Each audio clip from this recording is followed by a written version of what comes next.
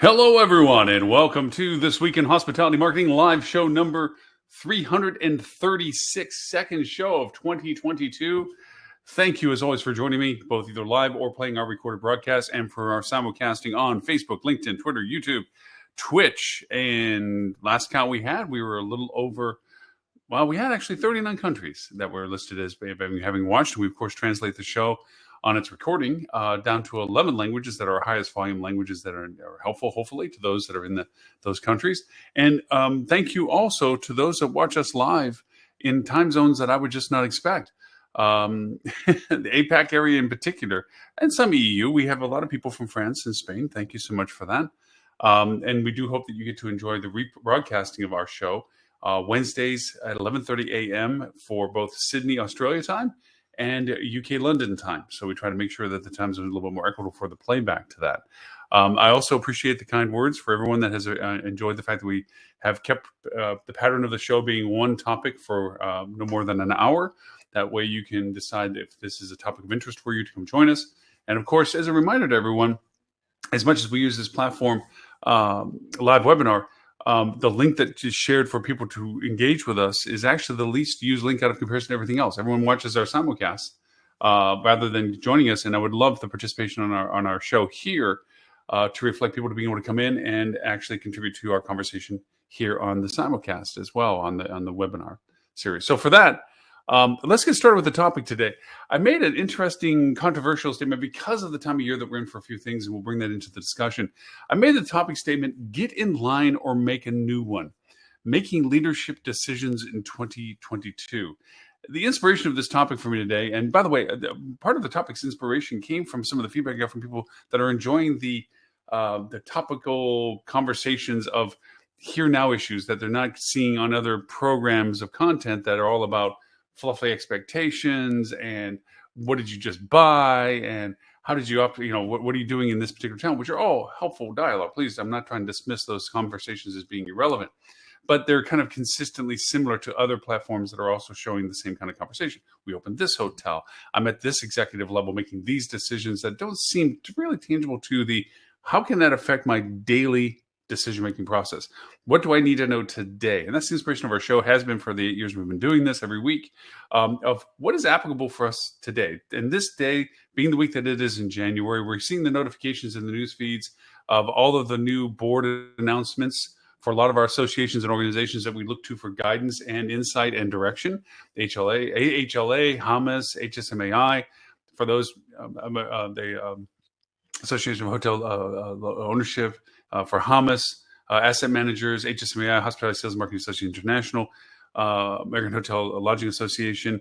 These are organizations that are beacons for our industry, or should be beacons of our industry, in the guidance of what needs to be known and how the industry needs to respond and act in accordance with all that is ever changing in our world. And so the boards of these groups are very critical in that process. For anyone not familiar with most of the processes of these boards, it's a progression. It's a political progression. Much like politics are for our government, you start small and grow big. You first get a part of the group, then you get a part of the boards and councils and affiliation associations that were within the group, like you are part of the marketing board or the revenue management board. And I'm referring more to the HSMAI program, which I'm very intimate in every aspect of those, in particular having been of all that. And been on other boards for other things. And as you demonstrate working knowledge and value to what you volunteered for or are participating in, you're then invited to go into a larger spectrum of responsibility, different boards that have more oversight. You're invited to participate in different things. You get shown to be presenting good at the products that the conventions and the seminars and so forth. And you're brought up, so to speak. You're groomed, so to speak. Just like politics, where you start local, turn regional, turn state, turn national. Congress goes to Senate kind of thing. Senate goes to presidents, what have you. So the idea for this progression is kind of made in parody a lot of times on shows like South Park and so forth, where that by the time you turn into a legitimate candidate for something, you've had to either surrender a lot of your purpose of why doing it to attain that equity of like you're being considered, like you had to not be that Boy Scout and that's a bad negative term of a naive person that is wanting something to change but doesn't realize the politics of changing it. And you've had to concede a lot of your ambitions of what you think are real driving forces to accommodate the people that are against those for their own reasons. You have to concede things that you want and give to other people so that they support your things, the politics. And I bring all of this up because our associations and our organizations are not as dissimilar as we wish them to be from that same process. I don't think they have the same constraints and the same high pressures to the governmental politics of ascending through the ranks, but there are similarities. If you irritate the wrong person and that person is in a superior position and or in an authoritative position, it is less likely that you will advance to the next level of relationship with your association. And as such, it's always good sometimes to quell your drive to a better time that way you have more authority to introduce your purposes, unpopular or whatever it may be, the things that made you want to do these things other than ambition and in the hopes of changing things, you sometimes have to keep in a back pocket until you're in a position that you can exercise that because of the leverage over all that would dissent against you. I know I'm speaking in circles, but it really is a progression of conversation. And I'm not saying all these people that have risen up to the now levels that are guiding these associations are all of that. Not at all. We've had vanguards and people that have been avant-garde of like, oh, we're going to do this, and have driven themselves into high levels of responsibility because what their message resonates with people, and they have the popular support that others don't want to challenge because it puts them in a negative light. Those are rare. Those are rare and far between. Usually what happens is you develop friendships, relationships, and associations that before you outwardly, politically, or publicly disagree with one of your fellow board members, you usually settle it in the relationship you have established with them over a beer, in a conversation, in a closed door committee discussion. You usually try to resolve that so there's always a unified perspective from the panel or the council or the board that is at that level, that executive level. It sounds like I'm being negative about all this, but this is the process of all society. It's not anything that's anything out of place, saying, well, that shouldn't be the case. It should be democratic process. No, democratic processes doesn't work for this. It's a republic process. Republic being by representation of a large number by a few people. And that process means concessions and communication between those people that have like peer values and responsibilities in the organization. So we're at this point now that, as I mentioned before, these panels have now changed their guard. Everybody that is at the top of the pile for all these associations has groomed themselves through the process to get there. All of last year, they were the lady in waiting. They were the person that was going to go next. Now, whether they were announced as such or were aware of the fact that they were in the next position, like vice presidents become presidents kind of thing. You were placed in the position based on the value proposition that you're exposed to the content and information that you will be responsible for making decisions on. And as such, it's kind of a prep to understanding what you are being asked to do. Nobody wants, quote, Boy Scout, which is, I don't know what you want me to do, but I think I can really make an effective, good change. And you get placed in a role that you are well over your head on understanding all the mechanisms that are happening around you. And you don't know how to influence what you need to make the changes that you were brought into the role to do. So again, it's not a bad thing that I'm describing, but it's sometimes in ways a dysfunctional thing, because I referred to 3 particular points, which is related to our topic about getting a line or making a new one. Most positions, when you get to a level of being able to make effective decisions because you have the authority to do so, you're faced with a few things. One is you don't want to be the one holding the bag of stinking poop when things go wrong, because at the top of the organization means that you're responsible for the organization's decisions.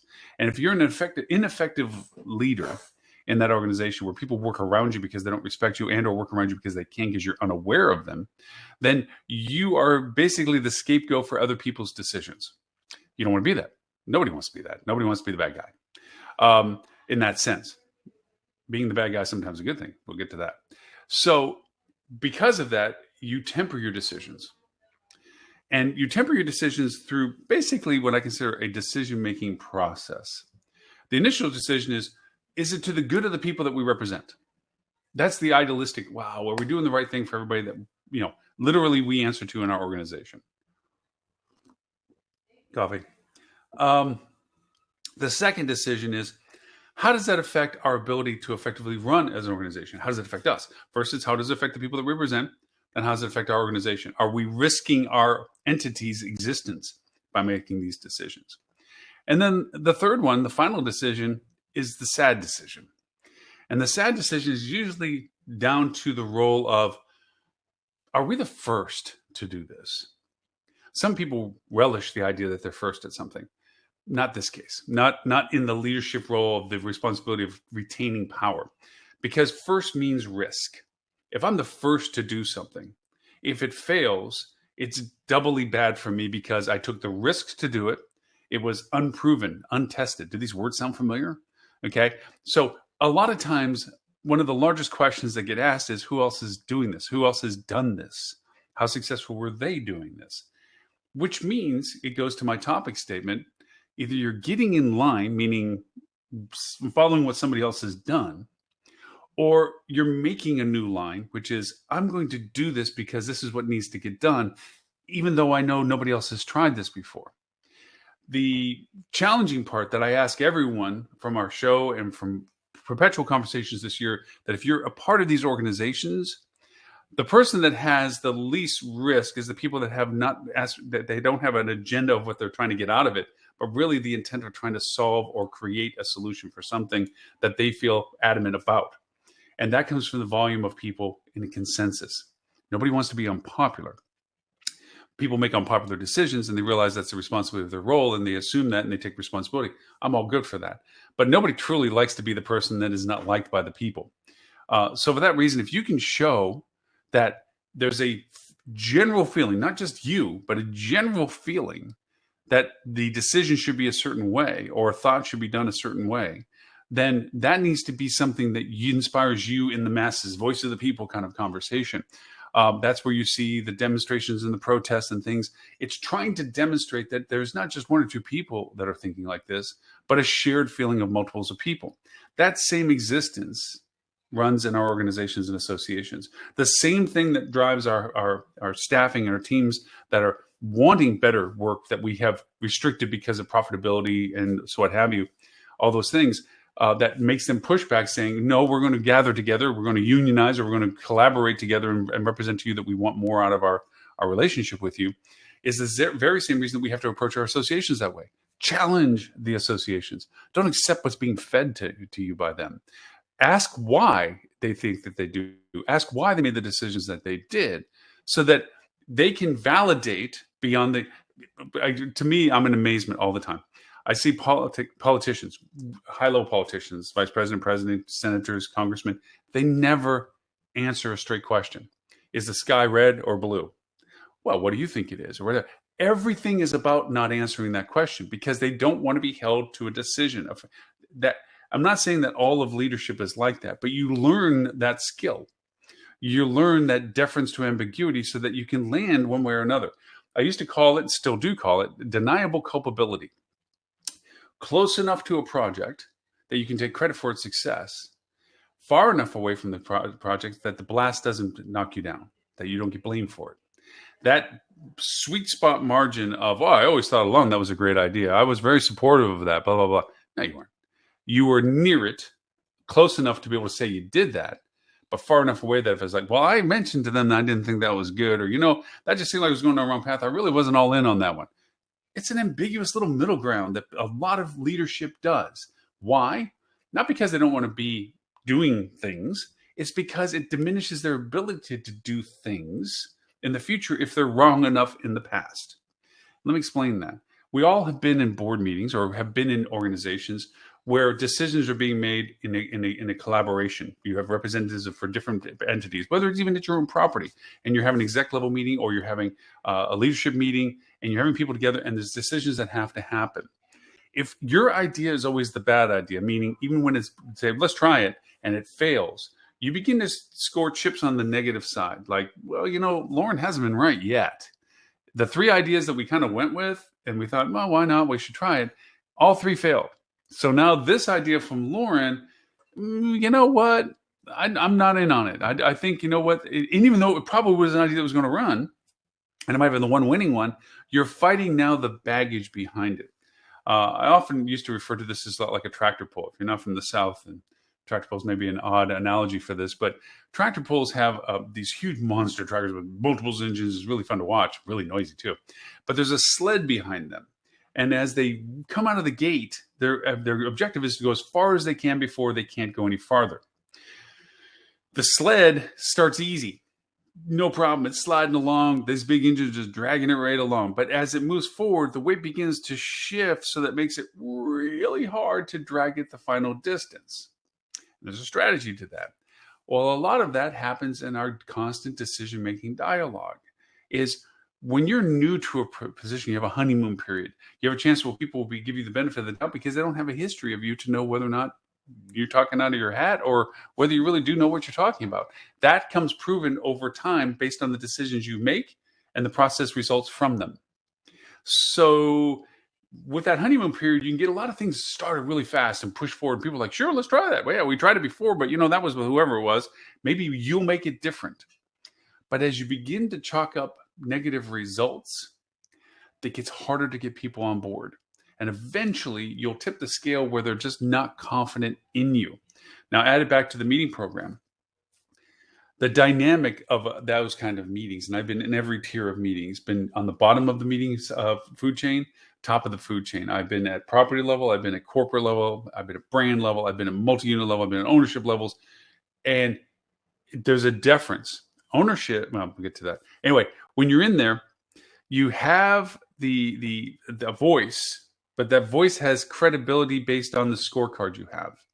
If you come in and your peers are contrary to what you're doing, then that scorecard comes up in dialogue. Well, Loren, remember that time you did X, Y, Z? That didn't work. So what makes you think this one's better? That gets thrown right on the table. It's a Shark Tank. By the same token, if you're on the good side, be like, hey, John, X, Y, Z didn't work last time, and you're disagreeing with me, and I'm going to bring that little card out and throw it on the table going, yeah, you don't have the record to really say that this is the right one. The idea is to spur logic in this. Now, ownership, or those in charge of the meeting, have different roles.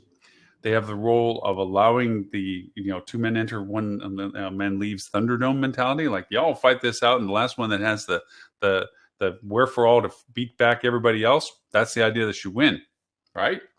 Then you have others that are more balanced, more leadership.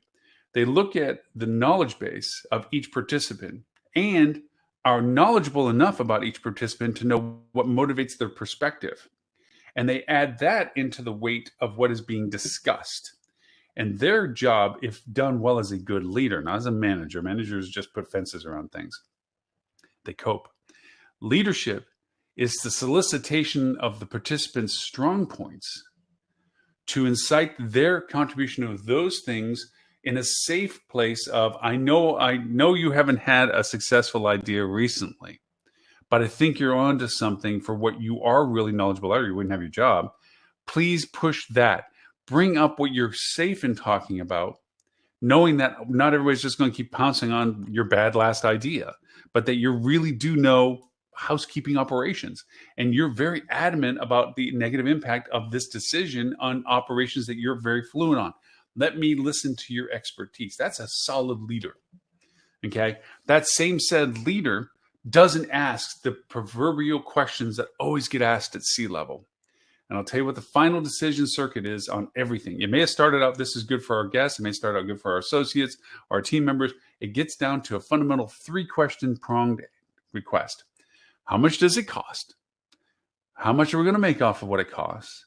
And the third one, which is the killer of all great ideas, who else is doing it? Because it's a safety net. Because even at the top, in order to be at the top, like we talked about, like with association changes and so forth, is enough bad decisions doesn't keep you at the top. And a big safety net is, well, that big company over there did the same thing, so it seemed reasonable that it would be successful for us. It's a scapegoat. It's a don't shoot me, shoot that. The decision was based on all the information, which included somebody else's efforts, that we respect, that they would have vetted it. Here's a little secret that people don't often assume. Bigger doesn't mean better. Larger doesn't mean thorough. A lot of times I've been in so many rooms and ownership groups, and somebody says, well, Marriott's doing it, or Hilton's doing it, or IHG's doing it, or Citizen or whatever, Hyatt's doing it. And that validates it that, well, if they did it, it must be right. I've been in those same conversations at the brand, and they are no more insightful to the research that's there, even though they should have more resources, even though they should have vetted more, even they should have had more protocols in place before the topic even rose to that level of dialogue. But they don't. It's not saying they haven't. It doesn't mean that they don't do it in other circumstances. But I've been in planning meetings where their research, their insight is based on the same flawed logic that a smaller operation is making the same decision on. The same data or lack of data, the same level of data, the same depth of data. There's no real thing that says Marriott always does it this way for a decision process. It's absolutely not true. They're not making bad decisions all the time. I'm just saying that everybody thinks that the next person is better. You've seen those little cartoons where somebody's walking and somebody goes by on a bicycle and say, man, I wish I could have a bicycle. The person on the bicycle goes by the person that has a car saying, man, I always wish I had a car. The person in the car goes over and sees somebody flying a plane and says, man, I wish I had a plane. Everybody thinks that it's better for the next thing when really, in fact, everybody doesn't realize that they're better than the other person that's looking up to them. Just looking at the content you have in front of you and making decisions based on it and trying to not exclude the fact of awareness of what other people do. Okay. That's valuable. It's not ignorance to say that I want to know who else is doing this. I'm not saying discard the question. I'm saying that the question shouldn't carry the weight that it does as a validation of a pro-con. It should influence the decision awareness. It should be added to the pile of all the things that we can identify. But it should not be that, well, if Marriott's done it, I got my scapegoat, because if it totally trashes, I can just say, well, we did what, look, you love Marriott, boss, and Marriott did this and we did it. Don't shoot me. Realize that, we're just following the pattern of somebody else that should probably already have done it better, blah, blah, blah, blah, blah. That's where I go back into the conversations of how these decision processes get made. So why did I bring this up in relationship to, either stand in line or step out of line, make your own, is I am challenging for everyone that watches and listens to the show, and I will continue to challenge this entire year, the idea that decisions need to be made for the interest of what the purpose of the associations are for, and not the political agendas of ascension, not for the political agendas of being right in comparison to your peers, and not in comparison to just the sustainability of the association. Because I believe we give too much deference to long-established associations, or too much deference to brands, or too much deference to large organizations that they're too big to fail. The old mentality, my gosh, they must have been doing so much right for so long. Even though we little ones don't know what those big decisions are, we just have to trust that the big guys know what they're doing. No, challenge it, because the big guys are just as lost. And if anything that the pandemic has shown us, they're just as lost in a worse way than we are.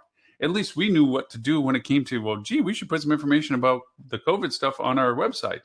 Do you think Brand knew that for the first 8 months? Nobody did, because they got rid of so many people because they made a bad decision, and so forth and so on. We can point all day to why larger isn't better. Okay? Larger is just larger. Larger should have more information. Larger should have better decision-making capabilities. But larger also has the negative of like a tractor pull. It's carrying a lot of weight and struggling to get past all the baggage of it, because everybody at the level that the decisions are being made at have reasons to be there, and agendas that they have, and safeties that they have, and the politics that they have, and the ascension interests that they have, and everything else that may make it the deniable culpability of, let me tepidly support that so that if it does succeed, I can claim it. But if I also know that if it fails, which, because I know all the politics around it, it could happen that way too. It's fall one side or the other. I'm far enough away that I can't be hung on me. I can't, and literally that's a term that gives you, it's not hung around your neck. Where'd that term come from? Because of this, because these things do happen on a regular basis. Again, it is the process of decisions in larger environments, or any environment where there's people that are responsible for operations and other people, okay, and they represent other people. It's not a dynamic that's going to go away. It's not, we can't all turn into a Greek society where everybody gets to stand on a rock and talk to everybody else equally. Doesn't happen. But we can make it better. We can hope that people that have finally gotten to a position where their purpose of doing what they're doing for those associations has now finally given them enough authority that they can make those changes. I think one of the banes of all things is people are aspiring to do things to be kept in that position. Now, obviously, working for a job or a company, you want to keep the role that you have, and you want to keep the paycheck coming in and so forth. So you don't just abandon those decision values and say, well, I don't care what people think. If they fire me tomorrow, they fire me tomorrow. No, we kind of like the preservation of the income, and we like the preservation of what we've attained to get to that level and so forth. It's not reckless abandon, but it is the ability to go over and say that your intent is for the purpose of the success of what you're participating in. If you're working for a company, it's to the success of the company.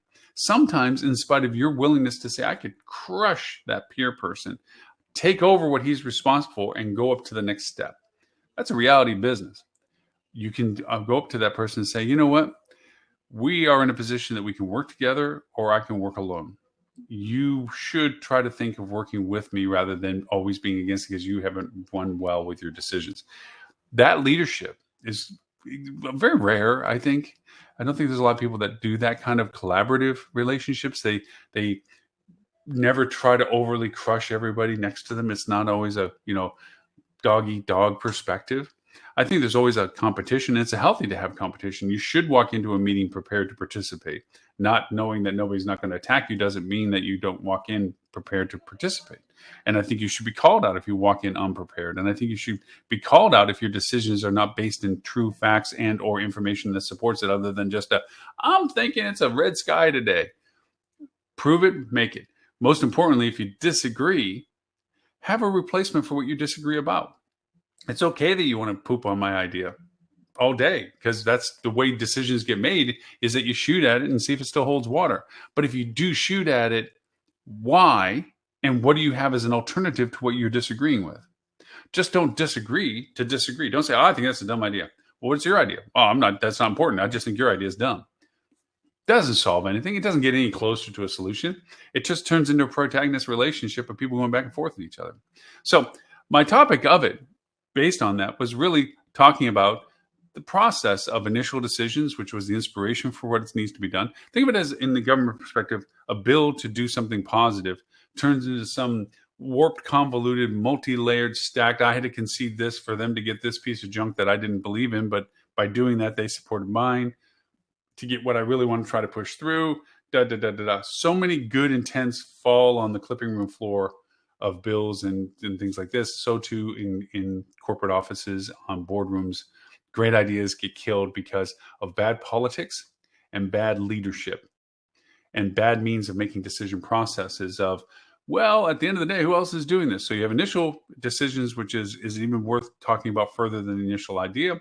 The second level decisions, how does it affect us by doing this? And the final decision is, how does it affect me in this decision? That process, I hope, as real as it will continue to be, is optimistically, because of the pandemic in these associations, rethought about, we have a chance to take a leadership position in guidance of an industry that is absolutely battered and beaten from a labor perspective, from a supply chain perspective, from a demand inconsistency perspective. All those things are realities. What leadership does in a guiding beacon, of what it is that we should aspire, what we can do directively. Like, we should think of it this way. We can look at it this way, rather than contrite, well, the sponsor that gave us a lot of money has this article about what they think we can put up there. And since we're obligated because of the monies they're supporting us, we're going to throw that up as our idea. That's crap. I see so many useless articles in organizations' distribution that are just nothing other than buyouts of sponsorships. And yeah, I know I'm calling everybody on that in a bad way. That's why we don't have sponsorships on this show, so I can talk like this, because I don't feel like, I better not say that about that because my sponsor might be upset that I said that. We don't have sponsors. We made that decision 8 years ago. We don't have sponsors. And yes, this is opinions, and this is me talking about opinions. I believe that is the bane of our associations, is the obligation financially, or compensation of financially, to lend the name of the association to basic people that paid for it. I think that happens all too often in so many different ways, is because it's not that it's bad content. Sometimes it's brilliant content. I'm not poo-pooing on every piece of content that all sponsors give us. I'm saying that a lot of times there's some like, okay, well, we can't do it ourselves. We don't have somebody making it ourselves. And you have organizations that have very talented people come up with these ideas, and they propose the content, and it could be good content, but it's slanted. A lot of times it's slanted. I find it very hard to find content supported by sponsors that doesn't in some way reflect upon the sponsor, its value proposition for the content that they provided. And what, I'm saying negative to it, but that's the way of the world. That's how it works. I gave you a lot of money in support of you, but it's for the price of getting exposure based on the people that you talk to and represent, that people see me in a more positive light because of my association with your association. It's a purpose. It's a business decision. It's a financial business decision. So I'm not poo-pooing on it in any stretch. I'm just saying that there's a tolerance level of where you go up to that says, no, we're not going to post that piece of content because it's too slanted to just self-serving you as a sponsor and not really helpful to the concept of what the association represents. I feel that a lot of the associations through the pandemic moved that line because they were in financial issues. Every one of these associations had some interesting financial ups and downsies, like our industry did, some worse than others. And so they were more willing to bend their guidelines if somebody was walking in the door with a check that was something they could cash for cash flow. So that's where I'm asking the new boards to think how to clean up these thoughts, how to make me look stupid. Make me wrong. Please make me wrong.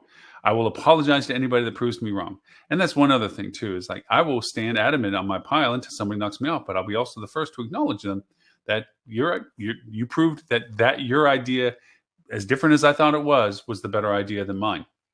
That's when good leadership works together. That's what happens in boardrooms where the purpose is clear. The process has its ups and downs, politics, ups and downs. You were wrong last time. I was right last time. Why shouldn't I be right this time? That's all good.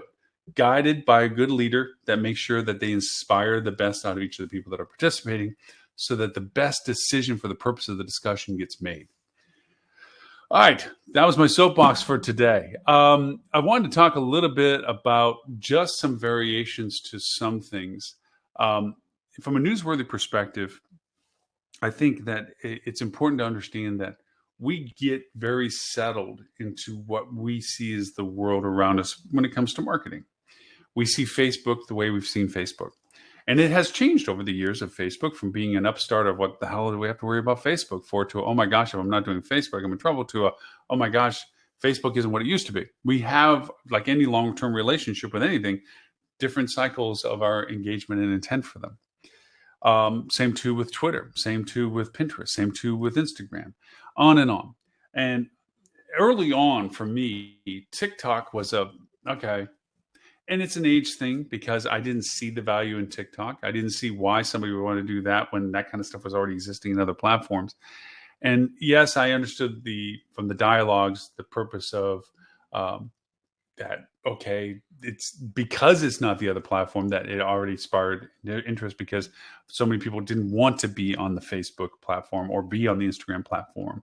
And so it had its value on being contra. And then it was a time consumption of people watching stuff. And then it started getting popularity because just like the early social platforms, we were turned into a rock star overnight. Facebook, somebody had no followers, no real people doing that, put something that went viral. And then all of a sudden they had tens of thousands, hundreds of thousands of followers, and they were just the belle of the ball. And then poof, next day or 2 days later, they weren't. But they still kept the 100,000-ish people that they were connected to or whatever. TikTok, I started looking like that. And I dismissed it as, well, from a marketing perspective, and marketers are famous for destroying platforms because we go and going, oh, what are you guys doing? Well, let's see if we can sell some crap here. So I didn't see that with TikTok. Well, times change. And keeping up with varieties of platforms like TikTok, I was surprised by a number last night. Not last night, but last year, as I was putting together the year in review that we did show before the change of the year. I was looking at stuff and I came across an article that I find fascinating. The number one website has always been Google, Facebook for the past years. Mostly Google. Facebook displaced it maybe 1 or 2 years. For early pandemic, Facebook, displaced it. As to time being spent on a website, that's what the real value metric is.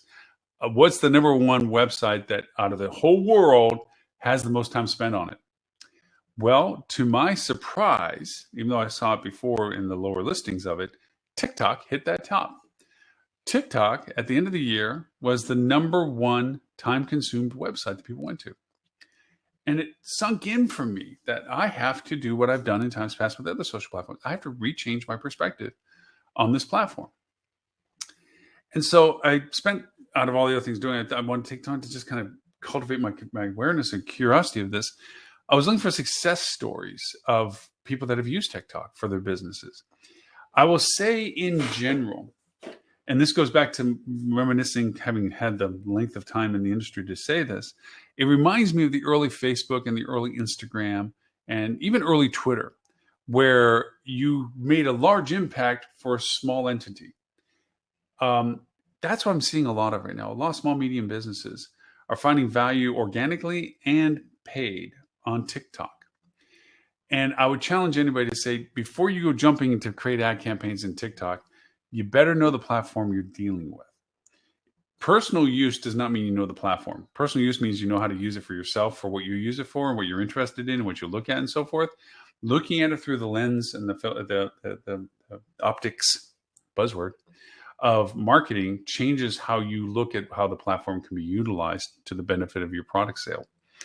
And TikTok is a hard nut to crack for that, because you first have to have an identity that it can be put onto the platform.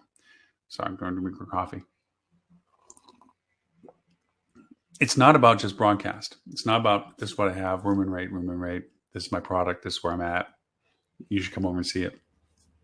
That'll never go anywhere. No matter how much money you put at it, you'll get traffic numbers, but not engagement numbers. And that's just, glamour metrics. So TikTok, to be effective, has to be about creating a personality that is very reminiscent of what Instagram's personality generation has to be. You have to be more first-person conversational than you do third-person overview. You have to pick voice that is different than you normally have in a Facebook dialogue, which is usually varied and has a longer timeline to it and has different purposes to it and more interactions with it. TikTok is very much, if you're interested, you're going to do it. If you're not interested, it gets tossed away. Swipe kind of thing. So you have to have something that resonates quickly, is personal directly, and has value for people to be interested in. And is very temporal, meaning it's very short-lived. Instagram is similar to that, but people follow Instagram stories a little bit because they want to see what's next. That kind of lends itself to the TikTok platform in a degree, because once you have garnered their interest that you're there, that their awareness of you being there, they will be interested in looking at you again. Should they see something interesting again, they'll give you the benefit of okay, well, let's see this guy or girl or place. It's still doing something I find interesting. The mercurial growth of that is profound. We've seen that it hits news features like this person did this, and now they have such and such TikTok followers and so forth. We see that viral impact, very similar to the way the early social media platforms worked as well, where there was wow, this person's popped up. And that's because of the volume of data of stuff that's on the platform, as well as the interest category that you resonated with. And as Facebook got to what it did and the billions of people and so forth, you really were a lot of noise. And of course, Facebook monetization, where your organic voice went down to zero almost, and your paid voice was what was allowable. TikTok still has a large organic voice and a very fractional paid voice. And so because of that, the virility of being able to get in front of people organically is a lot stronger. And that's the element part I want to keep in front of everybody. TikTok is a platform that you still can influence organic engagement at the numbers we used to remember on the other social platforms. But to do so, you have to have an individual identity that is relatable, a message that is resonating to the people that contextually you're creating content for, and you have to maintain the consistency of creativity and consistency of distribution that is similar to the Twitters and the link and the Instagrams of the world, which, if you've watched my show enough to know, I say after Facebook and Pinterest, potentially, depending upon content of what you're doing, like Smart Business and so forth, getting into Instagram and Twitter has a certain perishability, consistency, And it's not for the faint-hearted, and it's not like, well, how much do we spend on that advertising campaign, Bob? How much do we make off it? It's not an ROI conversation. It's an investment in awareness, investment in branding, an investment in voice for your business. And those things don't always equate well with people that write checks, just saying. So that with TikTok is interesting. I have an article that came up about small and medium businesses using TikTok brand awareness and boost sales. It's more retail specific because it's more, look at this sweater I'm wearing. Don't you want to buy it? That kind of thing. But hotels and destinations and places are changing how we're relating to people. We, unfortunately, as an industry in general, still look at our industry traditionally in marketing, which is product, presentation, sales. It's not. With social being what it is, and as much as it is a part of our lives, it's not so much a part of our marketing discussions. We talk about ROI still. Social is not about ROI. I mean, you might say, that's silly, Loren, why are we doing it? Social is a necessary evil of communication. Social, if you look at it from a communication first, sales later, is a valuable tool because it amplifies business. What you do in social is like an electric guitar and an amp. The more you do in social, the more amplification in your conversion channels you get, the more amplification for your website, your other campaigns from meta search to whatever, all are amplified by what you do in social because the story dialogues contribute to the awareness, contribute to the engagement, contribute to the conversion on channels that provide and promote that. I'm not saying that social can't give you direct channel conversion. It's just not your main reliant value to it. So think of it as a communication tool that amplifies marketing conversions on all channels. That's the real value of social. Then as you get into social, you have the mainstays, storyline, dialogues like we talk about with Facebook, where you have primarily 5 storylines between local interests, off the beaten path, cultural, culinary, family, and soft adventure kind of stuff. That you create storylines based on the content that are relevant to each of those, which are your demographics, your personas. Your personas are what you use to target your campaigns based on the historical of your guests. We've had these discussions in the live show many times. So the idea of TikTok is that you have to define what you're really looking for audience-wise. And do you have an audience that you can talk to? And if you say, well, I'm a little vanilla, low brand box in the middle of nowhere, you'd be surprised the fact that you can create such a unique persona that you use on TikTok that you can turn it into the belle of the ball that totally smokes anybody in your market, anywhere around your market. Because big flags are saying, we're not going to waste our time doing that. And if they do, they come off fake and weird anyway, which is why big businesses haven't truly cracked the nut on TikTok yet. And you as a small business, it makes you small and nimble. It's like, hey, I got people coming in that do TikTok. And apparently being the #1 website in the world, there's a lot of us that are doing that. Which also switched me to another side of conversation, to another platform that is constantly impressing me and surprising me. And we simulcast on it, which is Twitch. Twitch, and this in Discord. If you're not familiar with Discord, go look it up.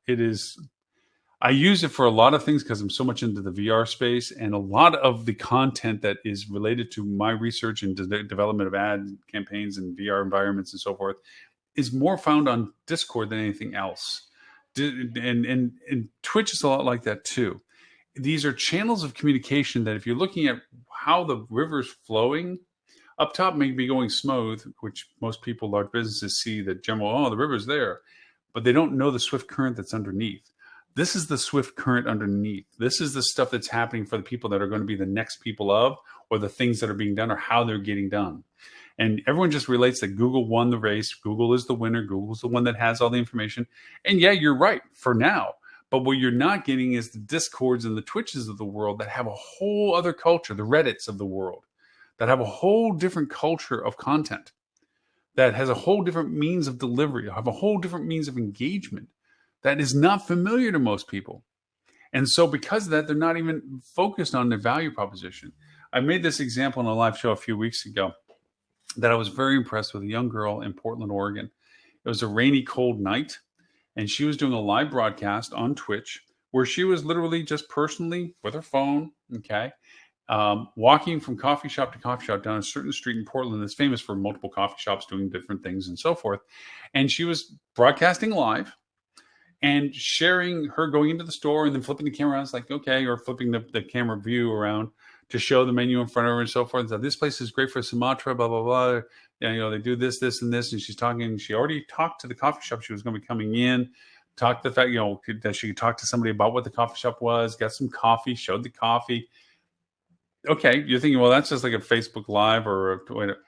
The connection to the Twitch was she had several thousand people watching her live, and then her patron, it's going to be like a patron, like tequila, her patron account, I watched, I don't know, over $1,000 easy for the 45 minutes I was watching her, of people that were knocking $1, $2, $5. Thanks for letting me know. I was thinking we're going to Portland. Hey, show us the menu again. What will come? Do they froth it? Well, I'm like, I'm not really a coffee aficionado, but apparently there's a lot of people that are very much into variations of coffee. I mean, I roast my own coffee, but these people are way up there with knowledge and so forth. And she's talking and sharing and so forth. And yes, it's a cute girl. And for the time she's on the camera, it adds to the whole thing. Like, cute girl. But I didn't see anybody really being, scummy in the chat on the side. And she's responding to people in chat, say, hey, Loren, thanks for the $1. Thanks, Bob, for the $1, whatever. She's being knowledgeable of it. To be honest with you, she was only thanking people that were $25 and up, because there's so many other ones and fives that were throwing around. And I'm guesstimating the money, but I can easily say that I counted 1,000 just in general rounding numbers for that whole process. So more than that. And she was still going when I decided I had to get off. So the idea of these platforms having value, which is, the reason why I was involved with the Twitch, watching, catching, and finding her, was I was just curious because we broadcast on Twitch. The reason we broadcast on Twitch is because it goes on PlayStation and Xboxes, which, if you look at news and information, is turning into a large channel of how people access media.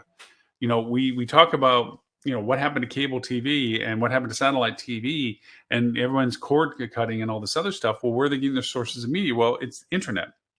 We're just now rolling out with the whole 5G rollout, which is going to change our whole router Wi-Fi configuration capabilities, where we're not going to need to have a wire run to our property and connect to it to a router in our business or our home to broadcast from. It's going to be so prevalent everywhere that you just literally have to have the units connect to it. We've dealt with and been very comfortable with smart TVs. The fact that our TV now isn't just about putting an antenna cable in the back and adjusting an antenna and or a satellite dish and having whatever they provide that we paid for. But there's so many sources between the Netflix, the Hulus, the Peacocks, and everything else that we have. I mean, our TV channel, Hospitality Channel, is literally in that same medium where, and we talked about OTAs and OTT platforms and so on, OTT platforms, about all this distribution of content. That's our Hospitality Channel is literally on that. You go to Roku, you go to Apple, you go to Android, you go to Amazon TVs, and you find Hospitality Channel, our TV channel. We're broadcasting on it now. And there are contents about it. And there's literally hundreds, if not thousands, actually, of channels for a variety of stuff that aren't anything about being NBC, ABC, and CBS or CNN or any of those. And you see how many flavors that all of those have created. Look at Disney Plus. It went from non-existing 2 years ago to being the #1 on-demand channel. So because of that, I mean, they actually, their 5-year goal was met in 7 months as to the number of subscribers. It's amazing the millions and millions of people have signed up. Well, all of those channels, it turns out that it's just not smart TVs that have media access. The Microsofts of the world and the PlayStations of the world realize that they've always been used for this kind of medium as well, where you can watch TV through them and all this other stuff. Well, Twitch is a medium of those, which is why we went and did a Twitch channel broadcast from all this, the simulcasting we do. Because if you watch stuff on Twitch, you're seeing me. You're seeing my content. I can't keep up with the chatter on the side. If there is some, I usually go back and look, which is why I say and thank you for those people that had. That's why I say it'd be great if you can join us on the actual broadcasting platform that uses the Bitly here over in live webinar, where Ariel's at with us, that can go over and actually dialogue with us, send chats to us. We can invite onto the show and what have you. Because I've long since given up the distraction of trying to watch. When I had multiple co-hosts with me, which we're going to get to, by the way. We're going to have other hosts come in. I'm just trying to get them scheduled in the process. I had the chance to go look and see dialogue that was coming in on Facebook, which were on 6 different pages, on Twitter, which were on 4 different pages, on LinkedIn, which were on 1 page, because that's all LinkedIn allows you to do, on YouTube, which were on 6 pages. So we're in multiple channels coming through like that. And everybody can comment on those channels as they're going through. Well, Twitch is no different. And Twitch is tons of comments and people and so forth. Again, we're not doing this show to monetize. I don't have my Patreon account assigned to it. It's connected to it, but I don't have it turned on because I don't really use Patreon. I just do it so I understand what the Patreon account works and looks like and how it functions and everything else. Curiosity kills a cat, right? But I'm not doing the Twitch channel to do that for. But I see the value in like watching this young girl in Portland go over and do this, where she literally walked around, got a few cups of coffee, talked about her experiences. It was a really cold Portland day. She walked away and banked over $1,000 that I can count in 45 minutes. And I'm sure she did more than that for more time than she spent on that. And I found her while she was well underway, and she stayed longer after I left. So that's a pretty good night haul when it comes to that. The nice part is she has the audience, the interest, and find a niche of conversation. So how does that work for us for marketing? Well, first is find these people in your market. Find out who is doing that kind of stuff in your market and whether you have any relationship value to them. Like influencers, like we talked about. We've gone through the cycle of influencers. We've gone through the large influencers, the micro influencers. We've gone through the contract influencers. We've gone through the bogus influencers. We've gone through the people that are trying to be influencers. These people are pulling an audience, making money off of it. Rather than trying to pay them necessarily to do this, what can we offer them that they would include us in what they're doing? That would be the first question. Second question would be, can we pay you to be a participant in what you're doing so you can feature and focus us? That would be the second question.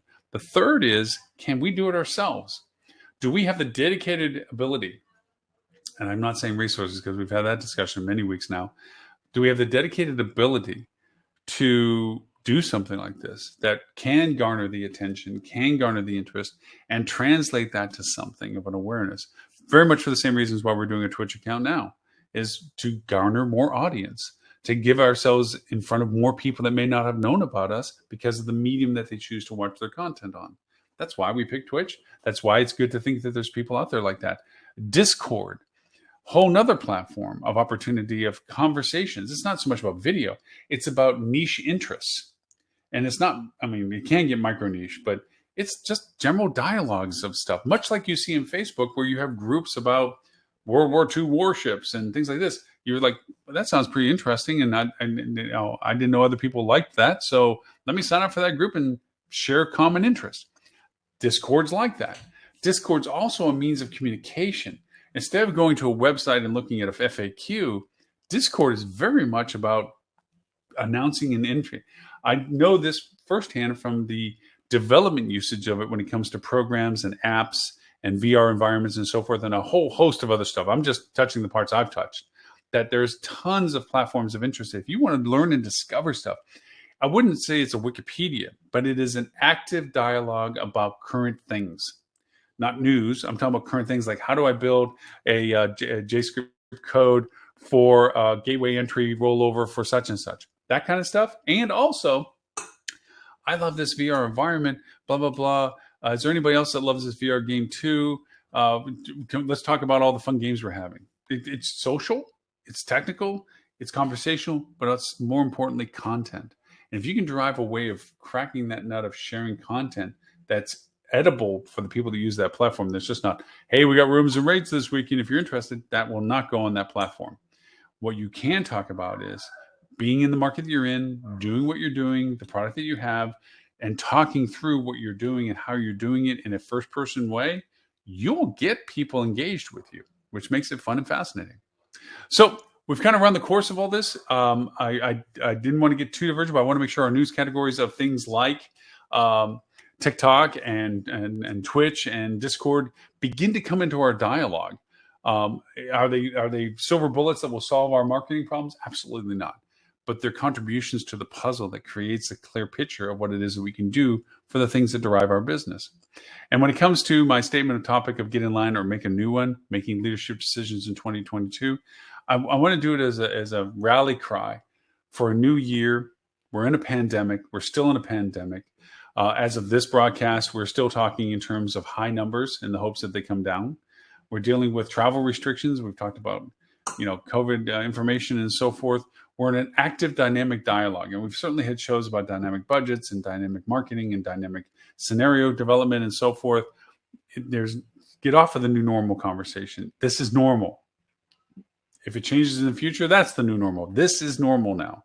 And for that reason, we need to treat it as what we have to deal with daily. So I hope this show helps those people figure, or just make you think about things you may not have thought about, or disagree with in a way that you want to send me an email, which you can always do at loren@hospitalitydigitalmarketing.com. I answer every email in relationship to the podcast, every information, email to the live show, anything like that. You can find our show always. There's a web channel that we have, but there's a website called hospitalitychannel.tv. It's like linear TV. We take all of our shows and put them like reruns of I Love Lucy.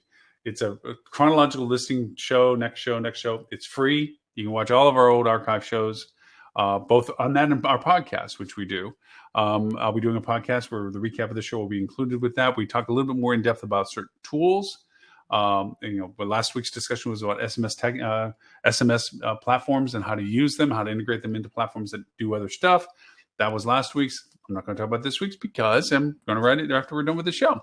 And it's not something we pre-programmed for. So I hope you listen to our podcast. You can find it on 39 different platforms that we distribute to, plus also your Amazon, the Siri, Alexa, and Google, my Google platform. You just have to ask for the Hospitality Marketing Podcast, and it'll play it for you. So you can do that. Matter of fact, a lot of our audiences do it through Alexa, which is really pretty cool. So I hope you enjoy this live show. If you have any suggestions of topics and comments that you'd like to see in this dialogue, and or also guest hosts that you think would be very valuable to hear from, by all means, please send me those information pieces. I'll be happy to respond to you and also solicit them and talk to them about what they would like to do the show about and who they would like to invite on themselves.